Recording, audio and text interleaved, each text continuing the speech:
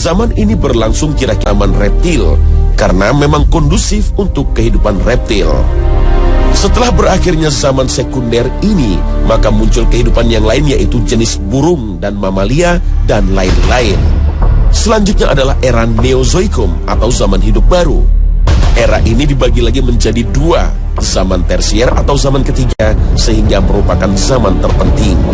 Dan zaman ini dibagi lagi menjadi dua zaman, yaitu yang disebut dengan zaman Pleistoken dan Holoken. Zaman Pleistoken berlangsung kira-kira 600.000 tahun yang ditandai dengan Ansya Purba. Sedangkan zaman Holoken berlangsung kira-kira 20.000 tahun yang lalu dan terus berkembang fase ini. Pada zaman ini ditandai dengan munculnya manusia jenis Homo sapiens atau manusia cerdas yang memiliki ciri-ciri seperti manusia sekarang. Berdasarkan struktur bumi tersebut dapat disimpulkan bahwa kehidupan manusia atau makhluk yang menyerupai manusia paling awal terjadi sekitar 650.000 tahun yang lalu. Sedangkan menurut ilmu arkeologi yang meneliti temuan-temuan prasejarah, maka masa kehidupan menjadi zaman batu dan logam. Disebut zaman batu karena perkakas yang digunakan pada masa itu terbuat dari batu. Dan disebut zaman logam karena bukan hanya bahan-bahan dari batu yang digunakan untuk membuat alat-alat kehidupan, tetapi juga mempergunakan bahan dari logam, yaitu perunggu dan besi untuk membuat alat-alat yang diperlukan. Zaman batu sendiri dibagi menjadi 3 masa, yaitu zaman batu tua, tengah, dan baru. Pembagian ini didasarkan pada bentuk alat dan sifat hidup. Pada zaman batu tua, biasanya manusia prasejarah ini hidup berpindah dan berkelompok, dan mereka mendapatkan makanan dengan cara berburu. Sedangkan pada zaman batu tengah diperkirakan mereka telah hidup menetap dan memiliki kebudayaan. Sedangkan pada zaman berikutnya mereka telah mulai menetap dan menghasilkan makanan sendiri. Berikutnya adalah zaman megalitikum atau zaman batu muda. Ciri utama pada zaman megalitikum adalah manusia yang hidup pada zaman ini sudah mampu membuat bangunan-bangunan besar yang terbuat dari batu. Banyak terdapat bangunan-bangunan besar terbuat dari batu ditemukan, khususnya yang berkaitan dengan kepercayaan mereka, seperti sarkofagus, kubur batu, punden berundak, arca, menhir, dan dolmen. Sebagai perkembangan dari zaman batu, manusia masuk ke zaman logam. Kebudayaan logam yang dikenal di Indonesia berasal dari Dong Son, nama kota kuno di Tonkin, Vietnam, yang menjadi pusat kebudayaan perunggu di Asia Tenggara. Karena itu kebudayaan perunggu di Indonesia disebut juga dengan kebudayaan Dong Son. Munculnya kepandaian mempergunakan bahan logam tentu diikuti dengan kemahiran teknologi yang disebut perundagian. Logam tidak dapat dipukul-pukul atau dipecah seperti batu untuk mendapatkan alat yang dikehendaki, tetapi harus dilebur terlebih dahulu baru kemudian dicetak.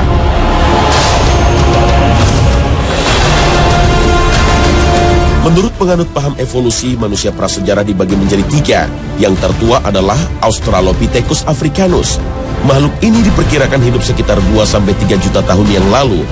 Australopithecus africanus ditemukan di 4 situs di Afrika Selatan. Makhluk purba ini berciri volume otak sekitar 600 cm kubik, serta memiliki tinggi badan kurang lebih 1,5 meter. Termasuk golongan Australopithecus adalah Paranthropus robustus dan Paranthropus transvalensis yang ditemukan di daerah Amerika Selatan. Kelompok manusia purba lainnya adalah Homo erectus, yang termasuk kelompok ini diantaranya Sinanthropus pekinensis. Sinanthropus pekinensis adalah manusia purba yang fosilnya ditemukan di Gua Naga, daerah Peking, Cina. Sinanthropus pekinensis dianggap bagian dari kelompok Homo erectus karena memiliki ciri tubuh atau badan yang mirip serta hidup di era zaman yang bersamaan. Sinanthropus pekinensis memiliki volume isi otak sekitar kurang lebih 900 sampai 1200 cm kubik. Ada juga Meganthropus paleojavanicus yang juga termasuk dalam kelompok Homo erectus. Ditemukan di Sangiran di Pulau Jawa oleh von Koningswald pada tahun 1939 hingga 1941. Manusia purba lain yang ditemukan di Indonesia adalah Pithecanthropus erectus.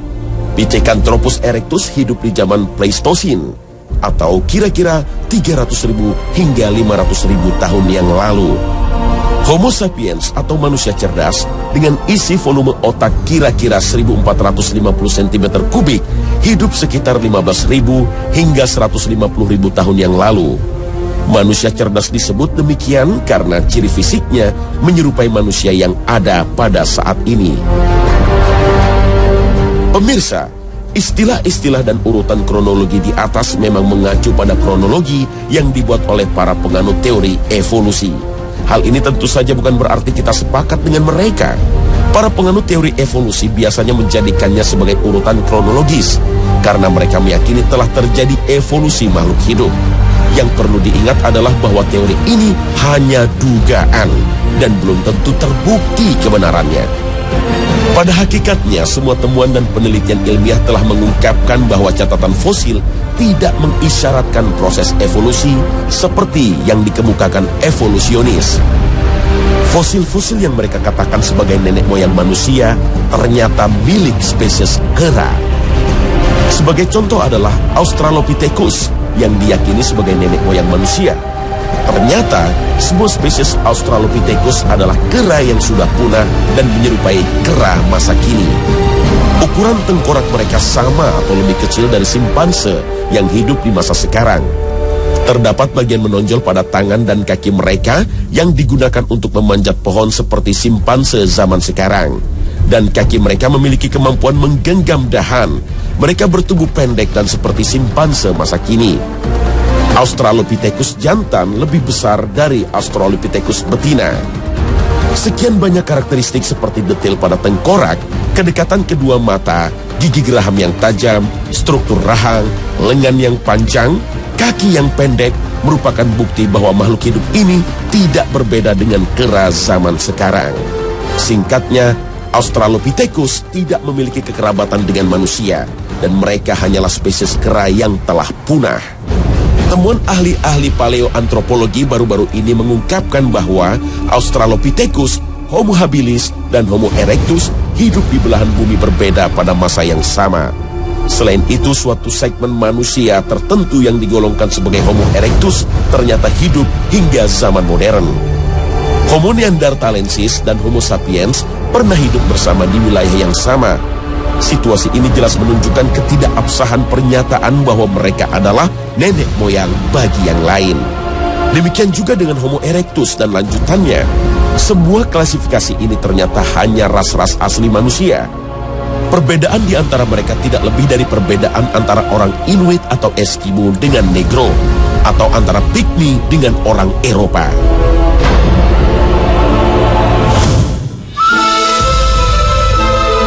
Sebelum menelusuri makhluk berakal, sebelum diturunkannya Nabi Adam ke bumi, mari kita hitung terlebih dahulu waktu diturunkannya Nabi Adam ke bumi, sehingga nantinya dapat dibandingkan dengan fosil atau artefak tertua yang pernah ditemukan di bumi. Memang tidak ada keterangan baik di Al-Quran ataupun hadis yang menjelaskan dengan persis sejak kapan Nabi Adam menghuni bumi. Meskipun begitu, terdapat beberapa hadis yang membahas tentang umur para nabi. Dengan bantuan keterangan tersebut, dapat dibuat perkiraan turunnya Nabi Adam alaihissalam ke bumi. Yang pasti bukan teori Darwin. Dan di Al-Quran kayaknya nggak ada cerita tentang dinosaurus ya. Nabi Adam dan dinosaurus kayaknya nggak ada, belum pernah dengar. Jadi pasti beda kayaknya. Waktu Nabi Adam diciptakan aja itu udah beda tempat.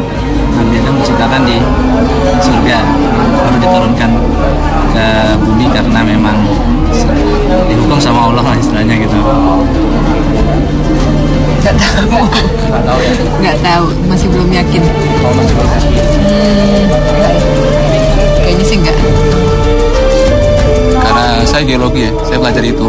Jadi kalau Nabi Adam itu yang paling tua itu sekitar 2 juta tahun yang lalu ya, manusia yang telah lahir. Kalau dinosaurus itu 150 juta atau sampai 200 juta tahun yang lalu gitu. Jadi secara logika lebih duluan dinosaurus baru Nabi Adam alaihissalam. Dalam sebuah hadis yang diriwayatkan oleh Ibnu Hibban dan Hakim serta disahihkan oleh Imam Albani, disebutkan bahwa jarak antara Nabi Adam dan Nabi Nuh adalah 10 kurun. Dan Nabi Nuh ke Nabi Ibrahim juga 10 kurun. Kurun dapat diartikan sebagai generasi.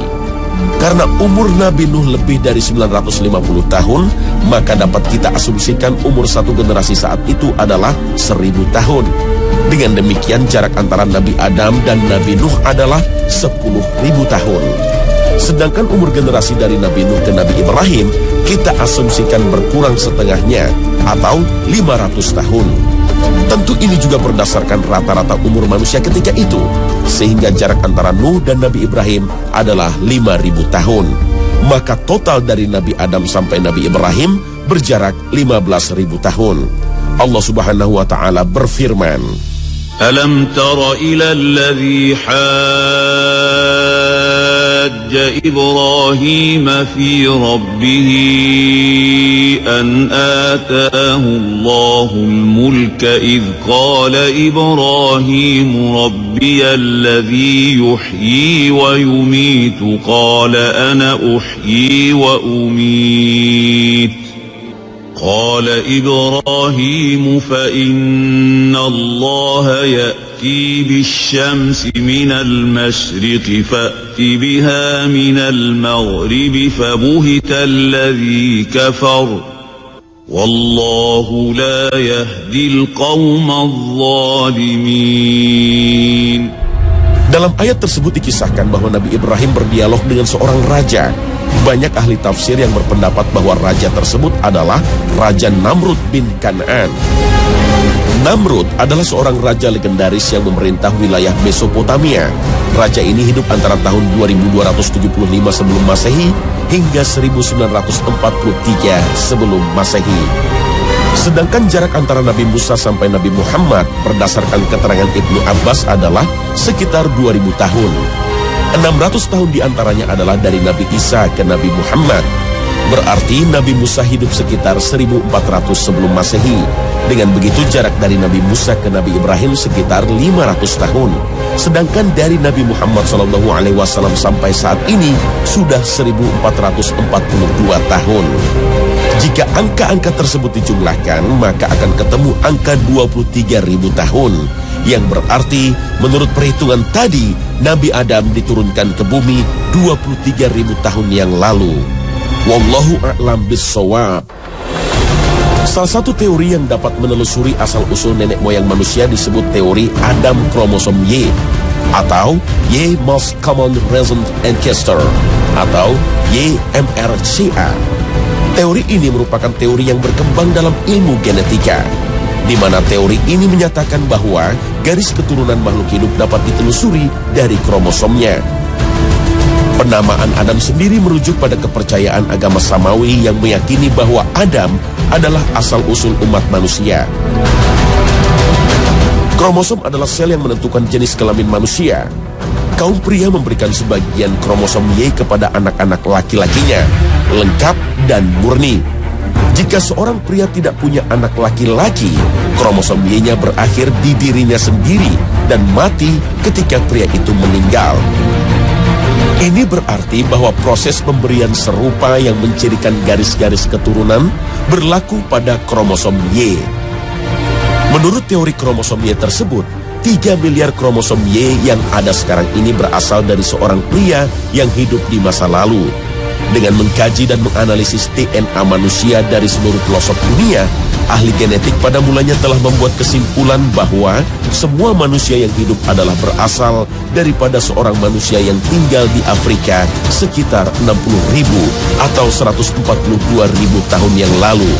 Bahkan kajian terbaru menyimpulkan pemilik asal kromosom Adam, kromosom Y, hidup sekitar 338.000 tahun yang lalu. Di satu sisi, jika teori ini benar, maka ia akan mengungkapkan fakta bahwa nenek moyang manusia berasal dari satu orang, yaitu Adam alaihissalam. Di sisi lain, berdasarkan perhitungan tadi, maka manusia cerdas atau Nabi Adam dan keturunannya hidup sekitar 60.000 atau 140.000 atau bahkan 300.000 tahun yang lalu. Selisih puluhan ribu tahun dengan perhitungan versi pertama tadi. Wallahu a'lam. Allah Subhanahu wa Ta'ala berfirman, وَإِذْ قَالَ رَبُّكَ لِلْمَلَائِكَةِ إِنِّي جَاعِلٌ فِي الْأَرْضِ خَلِيفَةً قَالُوا أَتَجْعَلُ فِيهَا مَن يُفْسِدُ فِيهَا وَيَسْفِكُ الدِّمَاءَ ونحن نسبح بحمدك ونقدس لك قال إني أعلم ما لا تعلمون. Pertanyaan yang diajukan malaikat pada ayat tersebut juga menjadi tanda tanya bagi kita. Kenapa malaikat langsung menghubungkan penciptaan khalifah di muka bumi dengan menumpahkan darah dan berbuat kerusakan? Apakah sebelumnya telah ada makhluk lain sebelum Adam yang tinggal di bumi? Mari kita simak ulasannya. Dalam menafsirkan ayat tersebut ada beberapa versi pendapat. Yang pertama, walaupun belum ada makhluk yang diciptakan di bumi, tapi malaikat sudah tahu akan tabiat makhluk ini dari Allah Subhanahu wa Ta'ala. Tapi pendapat ini menimbulkan pertanyaan, yaitu malaikat bukanlah makhluk yang mengetahui hal yang gaib, sedangkan pengetahuan tentang masa depan adalah gaib. Bahwa Allah pernah menginformasikan hal ini kepada malaikat tentunya membutuhkan keterangan yang sahih. Pendapat kedua mengatakan bahwa pelaku kerusakan tersebut adalah jin yang telah lebih dulu Allah ciptakan dan menjadi penghuni bumi. Pendapat ini pun tidak lepas dari kritikan. Ayat tersebut jelas mengatakan menumpahkan darah. Darah adalah tabiat dari makhluk nyata seperti manusia, sedangkan jin adalah makhluk halus. Kritik yang kedua adalah, jika kita mengikuti pendapat yang mengatakan bahwa iblis adalah nenek moyang jin, maka pendapat ini menjadi lebih tidak logis lagi. Karena iblis turun ke bumi bersama Adam. Bagaimana mungkin keturunannya ada terlebih dahulu di bumi? Apakah makhluk sebelum Adam tersebut adalah manusia prasejarah? Manusia atau makhluk prasejarah biasanya banyak dihubungkan dengan teori evolusi yang dikenalkan oleh Charles Darwin. Tanpa perlu mengkonfrontir dengan bukti-bukti dari Al-Quran dan hadis, teori ini telah runtuh dengan berbagai teori yang berkembang belakangan, disertai dengan terbongkarnya kebohongan-kebohongan yang dilakukan oleh evolusionis yang merekayasa fosil manusia purba. Akan tetapi runtuhnya teori evolusi tidak berarti menafikan keberadaan manusia prasejarah.